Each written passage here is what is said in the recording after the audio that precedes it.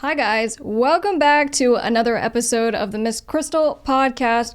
I'm very excited for my guest today because he just recently left working for Universal Music Group. And as someone who works directly with labels and myself, I thought bringing someone in who does kind of a different aspect of working with the labels and giving you guys some insight and asking and answering some questions that you guys have asked me about how do you get signed with big labels? What are the tricks that I'm missing? So we're going to discuss all of that in today's episode. So I'm going to bring in Mickey Sanchez.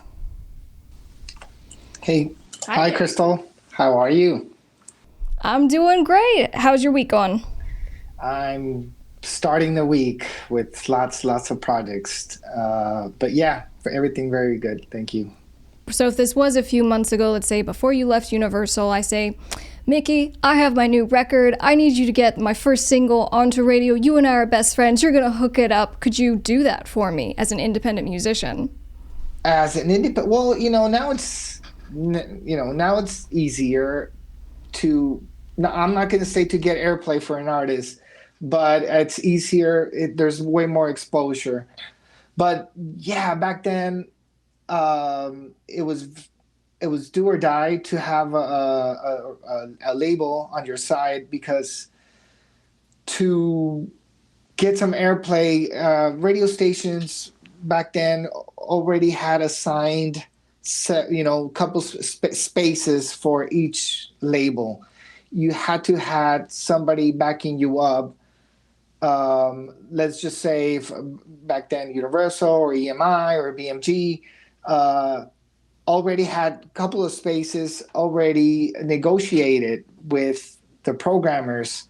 So let's just say in 1 month you couldn't come out with too many artists because you weren't going to have the exposure for each one of them. You could only really promote in a very good way 5 or 6 artists at the time. And that would be per the label. So for example, if it is Universal has, let's say, 100 artists, but you're saying they could only select which 5 or so that could actually get some push on radio. And that right? length of time of in a matter of 2-3 weeks or a month, so we can push the way it would have to be. Yes. There was too many artists, even now, right? But back then, there was too many talents coming out and not too many spaces to promote in radio. Yeah, I mean, there's so much different from back then to what is now. Well, and I would think, my perception is that a bit of radio is now controlled by TikTok. Right? And just kind of public popularity, right? When something goes insanely viral, I feel like I hear it the first time now on TikTok, and then all of a sudden radio catches up a couple weeks later. Is there anything to that? It works the other way around. Now, it depending on how do you do on social media, you get added, or at least all these programmers that back then used to do a lot of consulting on how to add new songs.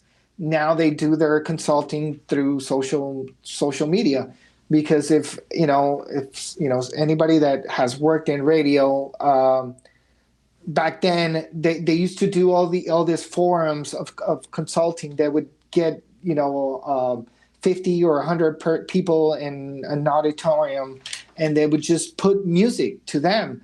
And they would let, each person would grade each one of the songs that I think I never went to one of them, but programmers would tell me that would, just put like snippets of the songs that, that they wanted to hear, and people would grade them. And that's how they would do their consulting, wow.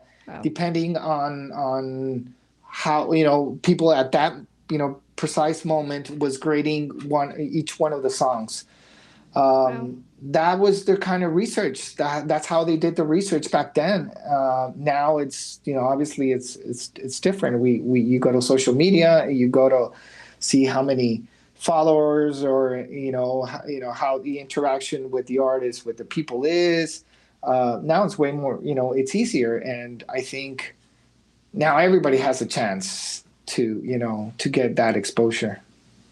So, if the importance of social media and building your audience, building the buzz around you, it sounds like is the most important thing if you want to get signed to a major label. It's not just, so you can like get on radio. It's really the holistic picture of to get noticed, you got to have some buzz around you. I mean, is that fair to say? Correct. Now it depends on that. Um, Back then, the decision was made by the executive in the record label, or for the promoter, or decisions were made. Your decisions on somebody's career was made on one or two people. I would you would say that would work for a record label. Now it depends on the talent, on how he develops in social media. It's Yeah. not it's not a guy, a gatekeeper, saying you deserve to come out on radio, or be playing a radio, or opening for this such act or such group. Now any artist or any talent does decides on how to make of their career. I have a lot of artists that I represent, and they'll get approached by major record labels, but only after they've had some kind of market success. So, for example, one of my musicians had a song go viral on Spotify, and the song hit over 50 million plays. It ended up picking up traction on YouTube, and so of course it wasn't just one major. We had a couple that kind of came sniffing around, and what was nice was that for the artist, he kind of had a little leverage. A lot of artists don't have leverage when they're negotiating with big record labels, but when you're saying, I have something proven that the market likes my music, we had a little leverage to negotiate a much better deal than, say, if it was someone that they had just plucked out of obscurity. But, as far as with how it used to be done, and talking about just kind of taking someone and, dressing them up, giving them music videos, giving them songs, I mean, that's really not how it's done anymore, is it? No, not at all. That you just nailed it. When an artist comes with a viral video, or at least they have their shit together, like their channels, their videos, and stuff like that, it gives you way more leverage. So then, for any artists who are watching this, they're listening to what you have to say about kind of having some kind of negotiation, getting yourself in that position. Would you say that it's best for an artist to get signed to a major label early in their career, or is it better to wait till they've built that fan following, that buzz, to actually have a conversation with a major record label, or really any record label? Well, I'm sure lots of the artists want to get signed right away. But my recommendation is definitely wait, get a little bit leverage on their career. To obviously you can negotiate more and way better deals. Having a little bit of leverage. And there's many ways now to work somebody's career and getting to that point, thanks to social media nowadays.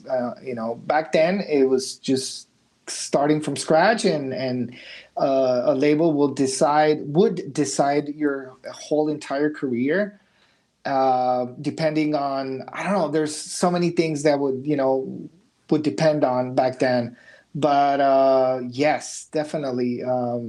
My recommendation is try to do your thing, and be patient. Work your social media, try to get a following, go do live shows, work on your followers, and stuff like that. But Well, and yeah.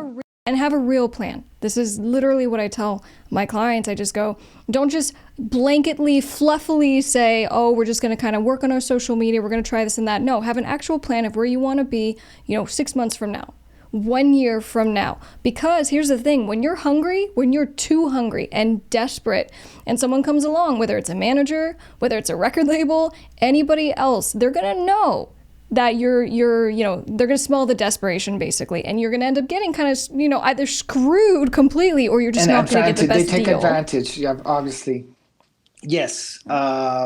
Even with independent labels, they can smell if somebody is desperate and would, sign any contract that's thrown at them. And then, stuff like that still happens, nowadays. Even, we're not even talking about big, huge record labels. There's these small labels that, know how to take advantage of these new talents and throw these, contracts where, almost they end up being, these labels and their careers don't go anywhere. But yeah, it's try to, work on your career, be a little bit confident and work on your followers, have a plan, like you said, Crystal. And that definitely helps you get a better start. Yeah, and guys, I can't tell you how many, even mid-sized labels, right, and small independent labels, I've seen all the agreements, and a lot of the smaller ones will just simply take templates that they've gotten from major labels. So they're handing you really a horrible deal where they're gonna own everything, have, 7 options for albums, and they're not actually delivering on what the promise is. What's the promise of a record label? We think they're going to make us big stars. They're going to put us on these huge tours with notable names. Let's hope that that label does that for you. But when a small label is now saying, I'm going to take all of this, and they can't even deliver, and they don't even have examples of artists that they've done this for, pay attention to that. And don't be so eager to jump into a deal with just anybody. Yeah, don't be so desperate. Obviously, the good thing that you're going to get out of label and try to foresee that before you sign with anybody is try to see, like you said, what kind of roster that, they have signed to them, because what you want is, their network, their infrastructure, their contacts, their, the interactions that, that they have in the industry, how big position they are in the industry. That's what you're trying to get the from executive somebody. elbow rubbing, we'll call it. Yeah. That's what that's what you want to get out of signing with somebody. Obviously you have to come in with the talent. If you're not creative, if you don't have the talent, I don't care who you are, how big the label is, you cannot work miracles. But yeah, try to just see how, who do they have signed, and who knows, maybe, to see if the artists that they're signed to the label, are they happy, or, are they, keep growing, it's, different factors to that.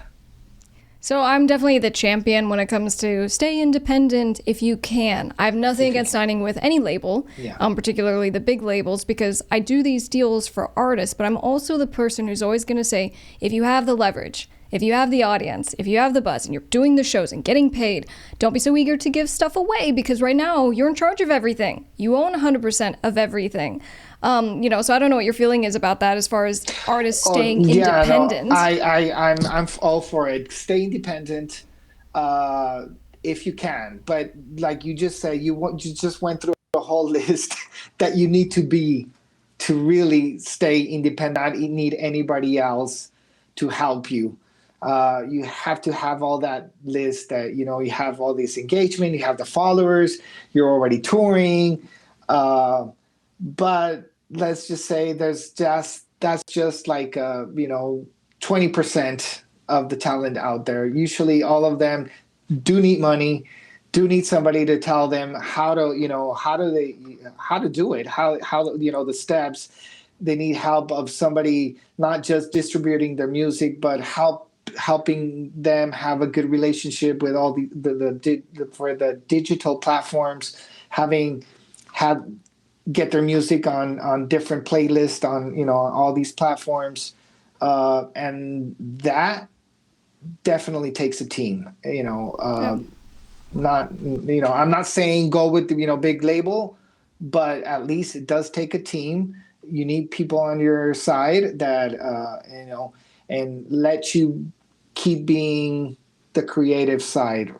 Keep creating, be creative, keep putting out good music. Which is the most important thing in the business. Yeah, the baseline of, always be working on your craft. And what I say to artists who do take the deal and they do sign with a label. And so let's say with the initial album, and there's two options, and you're going to be signed with them for, let's say, the next 5 years. Well, when it's done, if you're going to stay independent after all of that, you're not the one that built all those contacts. And so what I say is I go concurrently. While you're in business with the label and you're hoping that they knock it out of the park as the partner, if they don't, what are you going to do? So you should still be learning along the way, learning how to stay legally protected, learning how to, take ownership of your music, right? That's going to be a thing when you're no longer having to give it to the label as part of your deal. But to your point, I think you said it great. You got to have a team. And normally that team comes with a record label. But at the end of the day, we're talking about people. Guess what? You can hire people. Guess what? You can bring people you trust into your group. And, for me anyway, doing that was incredibly empowering because, this business is not made up of all great people. And having people who you can trust along the way as you build your career and you go through that journey is so important. Definitely. My advice every time I work with these new talents that's, start making good money, my advice is always, you need two people, obviously you need a team, but, very, very important people that you need on your team is a good accountant and a good lawyer. That's interesting. I always say you need a good manager and you need a good lawyer. So why the accountant? Because all these new artists that, well, at least I've seen, there's these new kids that obviously they come from nothing and someday, this hit comes and a lot of people are not prepared to make more than $1 million from in a length of 1 or 2, 3 months, because sometimes it happens like that. You get a big hit and they start making $1 million and they go crazy. They think that, and going crazy is not the move. Is that what you're trying to say? Don't go crazy. No, well, obviously you want to go buy your stuff, but don't just do it for the cloud or the hype, or get your head together, and I think you need somebody to definitely be advising you on and with your money. Pay your taxes and